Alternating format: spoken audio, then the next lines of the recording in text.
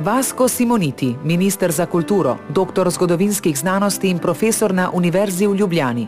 Usoda Primorske, ki je skozi nenehne zgodovinske preizkušnje ohranjala slovensko identiteto, je v njem porodila zanimanje za zgodovino in kulturo.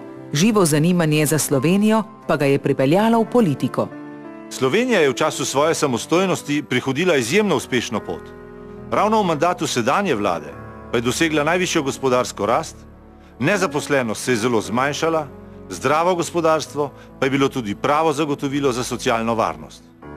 Konkretno je ta vlada na primer za tretjino zmanjšala število ljudi, ki potrebujejo socialno pomoč, vzpostavila je sistem, ki zagotavlja hitrejše zviševanje pokojnin in poskrbela za mlade družine s progresivno politiko otroškega varstva. Pred nami so še številne naloge. Slovenska demokratska stranka se zavezuje, da bo omogočila miren, stabilen napredek za vse generacije. V sedanjem mandatu smo začrtali pot, ki se je izkazala za pravo pot. Na tej poti je potrebno vztrajati, da bomo lahko pomnožili uspehe, ki bodo v prid vsem državljankam in državljanom.